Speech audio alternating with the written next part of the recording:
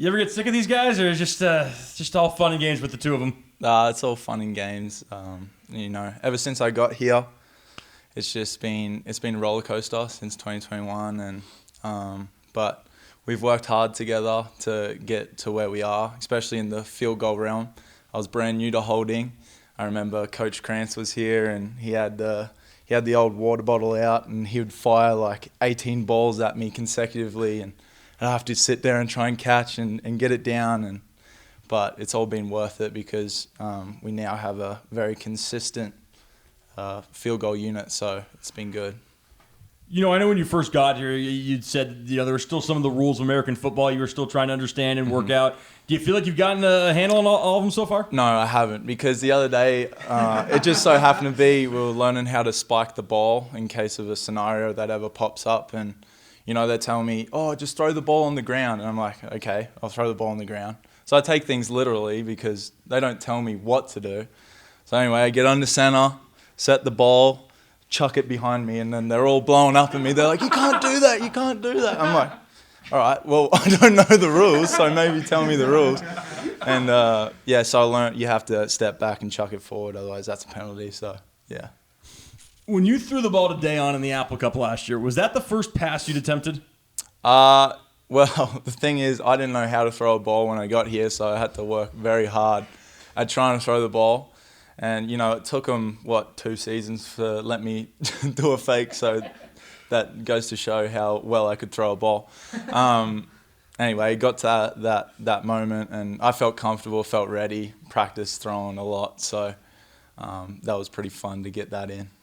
You, at least on the website, it says you went from 238 to 218 this year in terms of weight. Was that something you were trying to do to drop some pounds, or is that just different workout regimen? It was a tough summer. It was a tough workout regimen. And when I broke my ankle in 2021, it was tough for me to move around, and I started to put on excess pounds that I didn't need.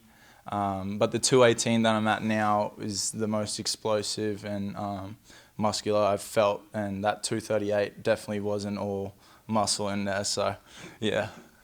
You mentioned the fake game with your throwing, and you also mentioned the improvements in some of your athletic abilities. I'm just wondering if there was a situation in a game, whether it was planned or not, where you maybe had to go for a fake where you're actually running the ball, how confident you feel in your speed and your ability to do that, to like maybe put a highlight out there like that. Yeah, I think it was against Fresno State in the LA Bowl. I remember rolling around, and I saw that the coverage was a little soft on the outside, and I was looking to maybe take it on the outside out there, and he decided to re-accelerate at me, and I was like, oh, I better hold up here. Went cut back in and made something work and got a ball to roll on the ground. But yeah, I feel like with Ben's summer training that he put us through, I've definitely increased in speed, so I'd love to get the opportunity to grab the ball and run it down the sidelines. On the rare occasion that you get that type of call in the huddle, what is going through your mind? Speed. I am speed. That's what I'm thinking. How do you think that you'd hold up against some of the faster guys on the team? I'm middle ground, I'd say. I'm middle ground. I'd be able to hold my own. I don't have the fastest get off, but I have long legs, so once I get going...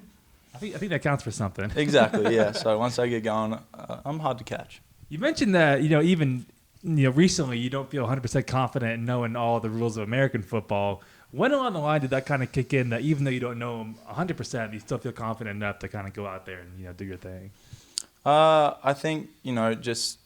my job as a punter is just to be consistent and get the defense in the best field position I can. And so that's just like, for me, it's like kick it left or right and put hang time on it, put it low, try and put it on the ground.